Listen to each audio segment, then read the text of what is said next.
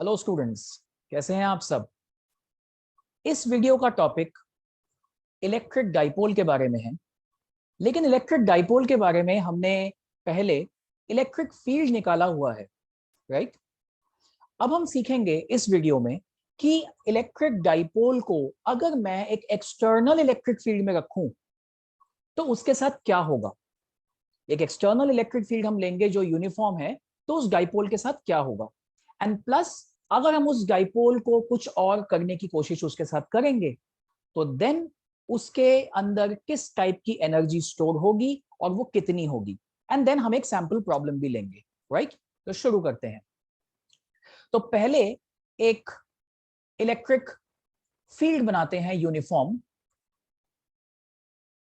So electric field uniform जो है वो पैरेलल इक्विडिस्टेंट लाइंस होंगी, राइट। हम जानते हैं इलेक्ट्रिक फील्ड लाइंस की प्रॉपर्टी कि अगर कहीं पे इलेक्ट्रिक फील्ड लाइंस ज्यादा क्राउड हो जाएं तो वहां इलेक्ट्रिक फील्ड स्ट्रांग है, अगर दूर दूर चली जाए तो इलेक्ट्रिक फील्ड वीक है।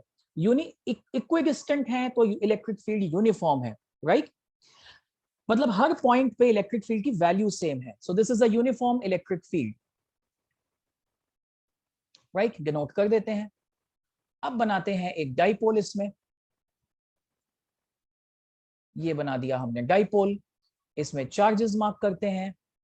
This is minus Q, this is plus Q. अब हमें पता है कि इलेक्ट्रिक फील्ड अगर एग्जिस्ट करती है एक रीजन में, दैट मींस उसका स्टार्टिंग पॉइंट कोई एक पॉजिटिव एंड से होगा, क्योंकि पॉजिटिव चार्ज से इलेक्ट्रिक फील्ड लाइंस निकलती हैं एंड नेगेटिव एंड में टर्मिनेट होती हैं। तो क्या हम ये बना सकते हैं कि इस एंड पे एक पॉजिटिव एंड है जहां से इलेक्ट्रिक फील्ड लाइंस आ रही हैं, राइट। हमें नहीं पता वो कितनी दूरी पे हैं। और यहां पे एक नेगेटिव एंड है जिसकी तरफ इलेक्ट्रिक फील्ड लाइंस जा रही हैं, राइट। क्योंकि ओरिजिन इसका यही होता है इलेक्ट्रिक फील्ड लाइंस का, पॉजिटिव से निकलती है नेगेटिव में जाती है। अब जो डाइपोल के स्ट्रक्चर्स हैं उसे थोड़ा डिफाइन कर देते हैं। क्या क्या होता है डाइपोल में। एक डाइपोल की लेंथ लेते हैं हम 2a। एक हम डाइपोल का इलेक्ट्रिक डाइपोल मोमेंट डिफाइन करते हैं, हमने पहले किया हुआ है जब हमने इलेक्ट्रिक फील्ड निकाला था डाइपोल की वजह से। सो ये हो गया ग्रीन कलर से डाइपोल मोमेंट। इसका सिंबल क्या होता है, P। और ये जो एंगल बनाएगा P और E का, दिस इज थीटा। तो क्या हम कह सकते हैं कि जो ये वाला एंगल है, दिस वन, ये भी थीटा होगा। Corresponding angles, basic geometry, right. अब देखते हैं कि इस डाइपोल पे फोर्सेस कैसी लग रही हैं। तो सबसे पहले जो फोर्स माइनस क्यू पे लगेगी वो फोर्स इस डायरेक्शन में लगेगी, और जो प्लस क्यू पे लगेगी वो इस डायरेक्शन में लगेगी। डायरेक्शन बना देते हैं, राइट। माइनस क्यू पे फोर्स पॉजिटिव एंड की तरफ लगेगी, प्लस क्यू पे फोर्स नेगेटिव एंड की तरफ लगेगी। पॉजिटिव नेगेटिव अट्रैक्ट हम जानते हैं बेसिक। दैट मीन्स हम कह सकते हैं कि फोर्स ऑन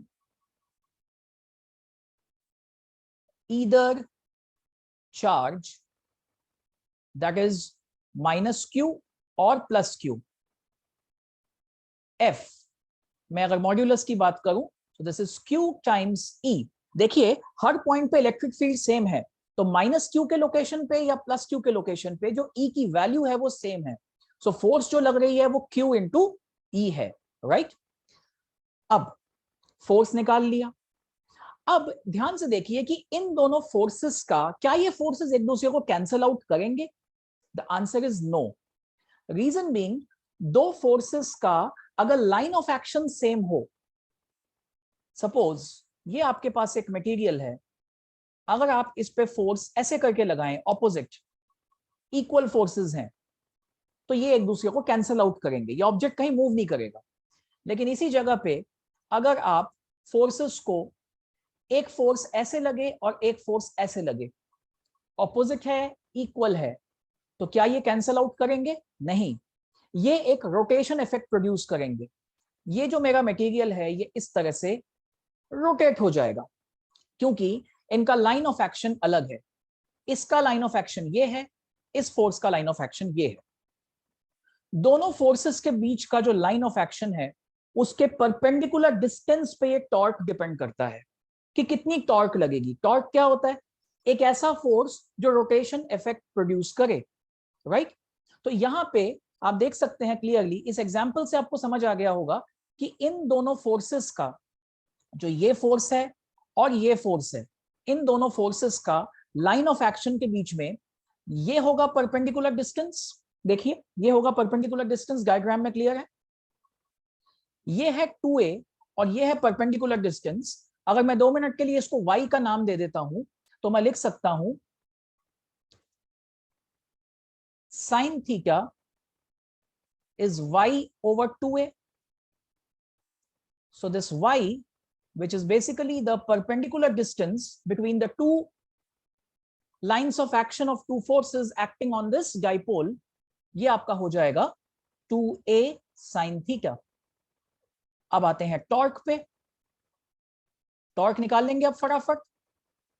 टॉर्क होता है force times perpendicular distance, QE times perpendicular distance. तो दैट मीन्स हम इसको लिख सकते हैं QE times 2a sin theta. क्या आप कुछ फेमिलियर देख पा रहे हैं? यस, Q इंटू 2a होता है डाइपोल मोमेंट, उस डाइपोल का, राइट? तो हमारे पास टॉर्क आ गया PE sin थीटा।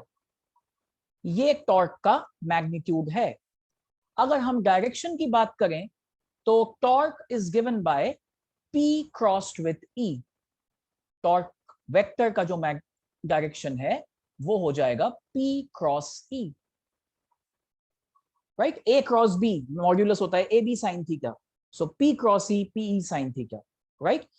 कुछ एंगल्स के लिए टॉर्क देख लेते हैं क्या आता है।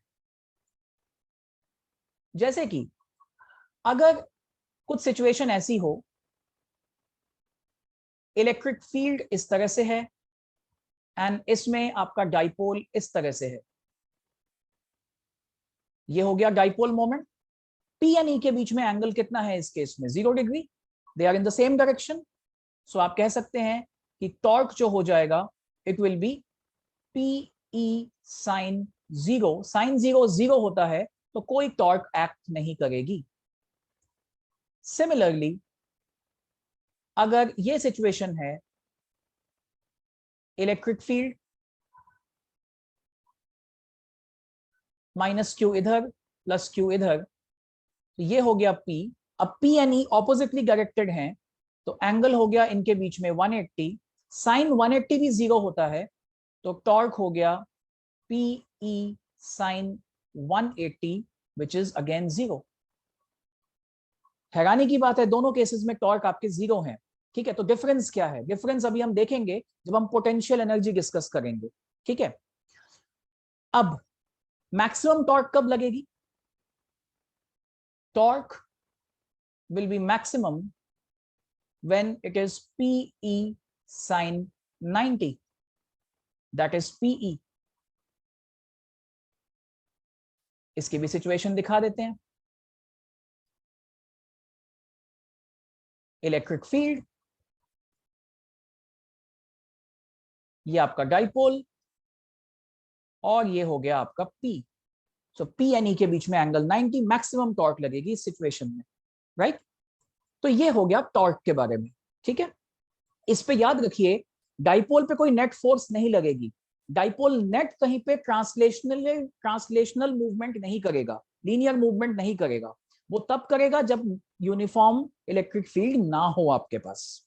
अलग अलग पॉइंट्स पे फील्ड की वैल्यू अलग अलग हो तो फोर्स अलग अलग लगेगी, उस केस में वो ट्रांसलेशनल मूवमेंट करेगा, राइट? ये यूनिफॉर्म इलेक्ट्रिक फील्ड है, इसमें ये सिर्फ टॉर्क एक्सपीरियंस करेगा, राइट? अब कौन सा पोजीशन प्रेफरेबल है और कौन सा पोजीशन प्रेफरेबल नहीं है, ये डिसाइड होता है पोटेंशियल एनर्जी से, ठीक है? तो पोटेंशियल एनर्जी की बात करते हैं, यहां पे आते हैं। सो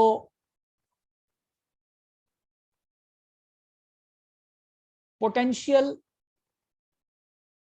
energy of a dipole in uniform electric field. ठीक है, अब हमने देखा कि जो टॉर्क, ये देखिए अभी हमने निकाला जो टॉर्क है वो क्या है, P E sine theta, right. Torque है P E sine theta.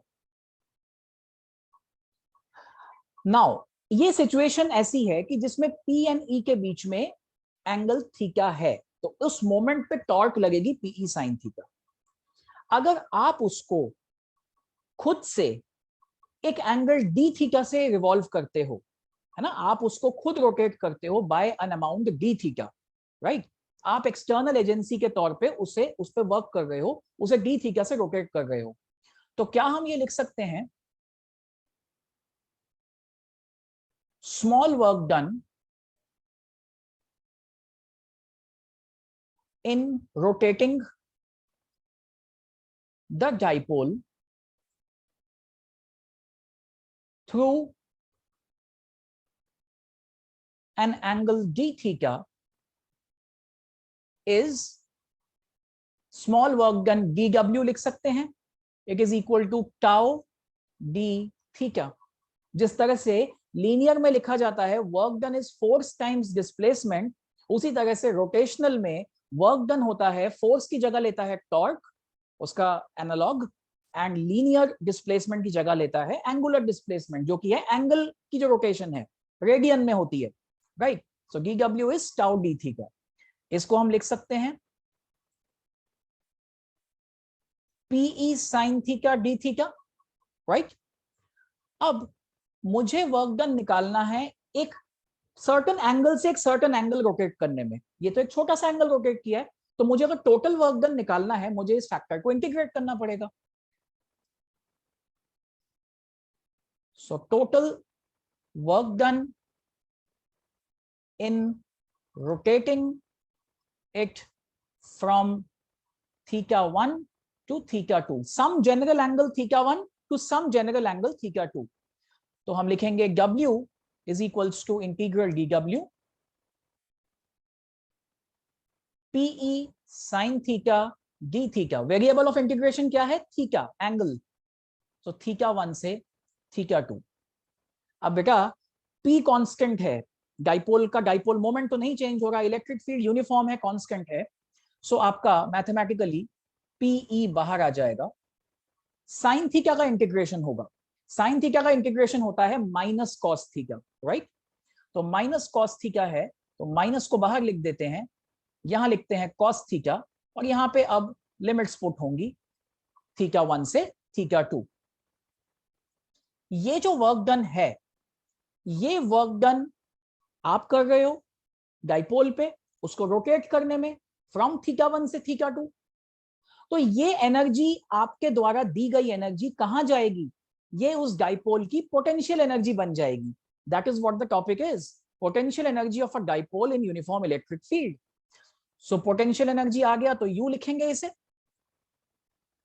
Minus PE, तरीका होता है upper limit minus lower limit, तो हो जाएगा कॉस θ2 माइनस कॉस θ1, राइट। ये हो गया जनरल फॉर्मूला किसी एक θ1 से θ2 के लिए। अगर मैं लेट्स सपोज इनिशियल एंगल जो है वो लेता हूं 90, इनिशियली वो 90 पे था, पी एंड ई के बीच में एंगल 90 था, एंड फाइनल एंगल एक किसी जनरल थीटा पे मैं उसे ले गया, 90 से उसे थीटा पे ले गया। जरा पुट करते हैं वैल्यूज एंड देखते हैं। सो पोटेंशियल एनर्जी हो जाएगा माइनस पीई कॉस θ2 बन जाएगा कॉस थीटा, और कॉस θ1 कॉस 90 बन जाएगा 0। सो ये आपका हो जाएगा माइनस पीई कॉस थीटा। दो vectors A and B, A B cos theta कब होता है, जब आप उसका डॉट प्रोडक्ट करते हो A dot B, P E cos theta, दो वेक्टर्स हैं, तो आपका पोटेंशियल एनर्जी हो गया minus P dot E. So potential energy is the negative dot product of electric dipole moment and electric field.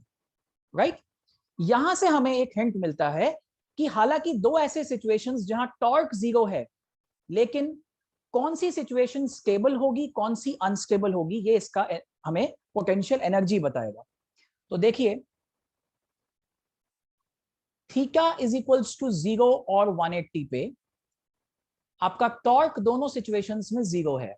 Right, आप अगर थीटा की वैल्यू 0 डालेंगे तो आपको पोटेंशियल एनर्जी मिलेगा, cos 0 इज 1, तो आपको मिलेगा माइनस पी, cos 0 1 बन गया. नेगेटिव पोटेंशियल एनर्जी मतलब पोटेंशियल एनर्जी बहुत मिनिमम में है, तो ये बड़ी स्टेबल सिचुएशन होती है. एक ऑब्जेक्ट, एक चार्ज अपने स्टेबिलिटी पे कब होता है? जब उसकी पोटेंशियल एनर्जी मिनिमम होती है.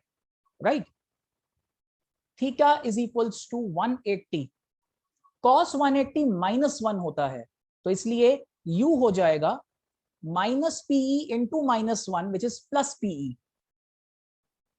पोटेंशियल एनर्जी पॉजिटिव में हो गई, तो ये आपका अनस्टेबल सिचुएशन है, पोटेंशियल एनर्जी हाई है. ठीक है, सो ये फर्क है दोनों सिचुएशंस में, जहां के टॉर्क तो 0 है लेकिन पोटेंशियल एनर्जी एक में मिनिमम है 0 पे एंड मैक्सिमम है 180 पे. So this corresponds to the stable condition and this is unstable condition. तो कोई भी डाइपोल ऑटोमेटिकली किस सिचुएशन में आने की कोशिश करेगा? अपने स्टेबिलिटी की तरफ आने की कोशिश करेगा. दैट मींस अगर आप उसको उसके स्टेबिलिटी पोजीशन से डिस्टर्ब करते हो तो वो रोटेट होके ऑटोमेटिकली स्टेबिलिटी पोजीशन पे आने की कोशिश करेगा. अगर अनस्टेबल पे भी है, उस वक्त उसका टॉर्क 0 है, लेकिन अगर आपने उसको स्लाइटेस्ट ऑफ डिस्टर्बेंस दिया, वो रोटेट करके एंगल को 0 बना देगा. राइट, बिकॉज वहां पे वो अपनी पोटेंशियल एनर्जी को मिनिमम अटेन कर पाएगा. राइट, ओके, तो हम टॉर्क ने हमने समझ लिया, हमने पोटेंशियल एनर्जी कितनी स्टोर होगी डाइपोल को रोटेट करने में ये समझ लिया. अब हम एक क्वेश्चन करते हैं. ओके, सो क्वेश्चन कुछ इस तरह से है.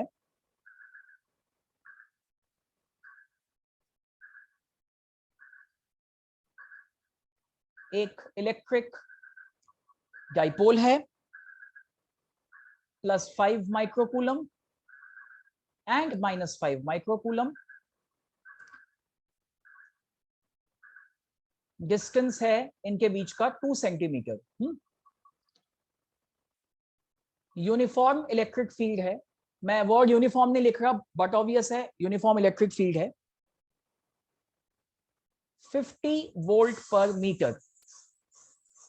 नाउ 50 वोल्ट पर मीटर इज, इसे हम न्यूटन पर कूलम में भी लिख सकते हैं.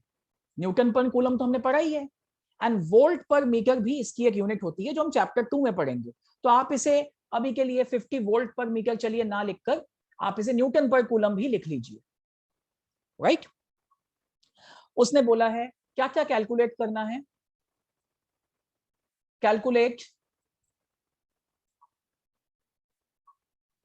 Dipole moment. ठीक है, सो डाइपोल मोमेंट कैसे कैलकुलेट होगा? Q times 2a. चार्ज कितना है? 5 माइक्रोकूलम मैग्नीट्यूडिकली. 2a, ध्यान दीजिए ये डिस्टेंस जो होता है ये डाइपोल लेंथ होती है पूरी. सो 2a आपका 2 सेंटीमीटर है. ठीक है, सो Q इंटू 2a करके आप P निकाल लेंगे. ये तो आसान है. इसके बाद नेक्स्ट,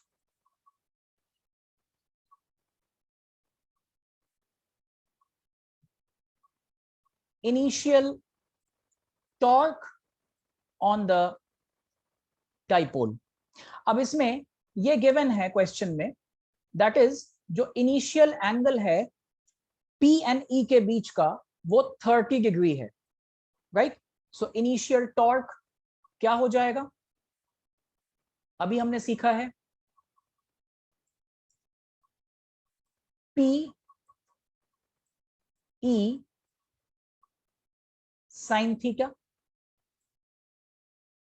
P आप निकाल लेंगे, E आपको गिवन है, साइन थीटा की वैल्यू पुट कीजिए और टॉर्क आ जाएगा in the units newton metre. Next पूछ रहा है इनिशियल पोटेंशियल एनर्जी कितनी होगी डाइपोल की।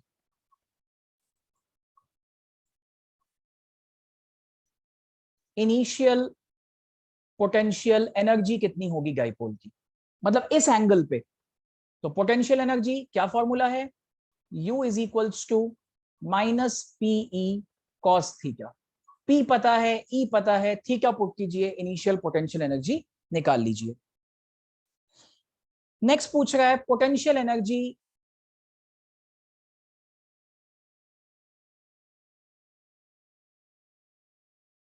फर्स्ट पार्ट स्टेबल इक्विलिब्रियम में कितनी होगी एंड अनस्टेबल इक्विलिब्रियम में कितनी होगी, राइट। तो स्टेबल इक्विलिब्रियम में हम जानते हैं थीटा क्या लेना होगा, 0,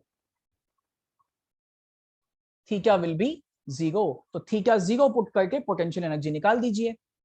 अनस्टेबल में थीटा 180 पुट करके पोटेंशियल एनर्जी निकाल दीजिए।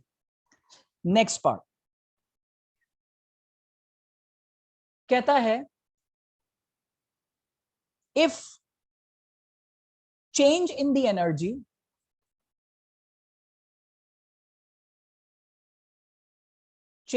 energy if turned from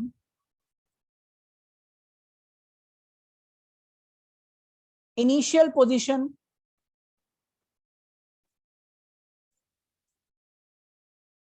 and aligns along E,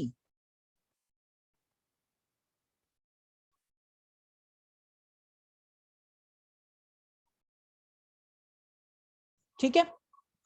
तो अब change in the potential energy क्या हो जाएगा आपका, U2 माइनस U1, राइट। तो फाइनली उसकी जो पोटेंशियल एनर्जी E के अलोंग है वो कितनी है, 0 डिग्री पे माइनस पीई, राइट। ये हो गया U2 माइनस U1 कितना है, U1 आपका है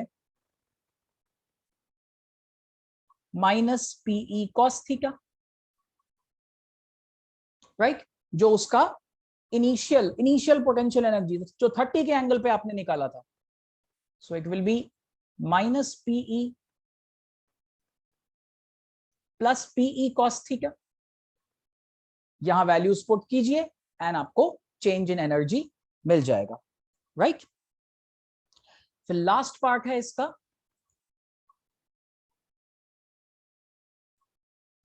work done in turning it from stable to unstable, ठीक है। इसको स्टेबल से अनस्टेबल बनाने के लिए, स्टेबल से अनस्टेबल में ले जाने के लिए कितना वर्क डन करना पड़ेगा। देखिए अनस्टेबल से स्टेबल में ले जाने के लिए मेहनत करने की जरूरत नहीं है, उसको डिस्टर्ब कर दीजिए ऑटोमेटिकली चला जाएगा। लेकिन उसे स्टेबल से अनस्टेबल लेके जाना है तो आपका हो जाएगा same, delta U is U2 minus U1। सो इसे अनस्टेबल पे लेके जा रहे हैं तो जहां पे पोटेंशियल एनर्जी है Pe माइनस स्टेबल पे potential energy minus Pe, stable पे मिनिमम ना, अनस्टेबल पे मैक्सिमम, तो मैक्सिमम वाली प्लस Pe, अनस्टेबल वाली माइनस Pe, कितना हो गया 2Pe, ठीक है। वैल्यूज पुट कीजिए, आंसर निकाल लीजिए, ये आपके सारे पार्ट सॉल्व हो गए। तो इसमें टॉर्क भी इंक्लूड हो गया, पोटेंशियल एनर्जी भी इंक्लूड हो गया, राइट। आई होप आपको ये दोनों टॉपिक समझ में आए हैं। वीडियो थोड़ा लंबा हो गया है लेकिन 2 topics at a shot with a sample problem जो कि आपको एक बेटर क्लैरिटी देता है, राइट। तो इसी की तरह फिजिक्स पढ़ते रहिए फिजिक्स की पाठशाला में, ठीक है। चलिए, ओके, थैंक यू स्टूडेंट्स।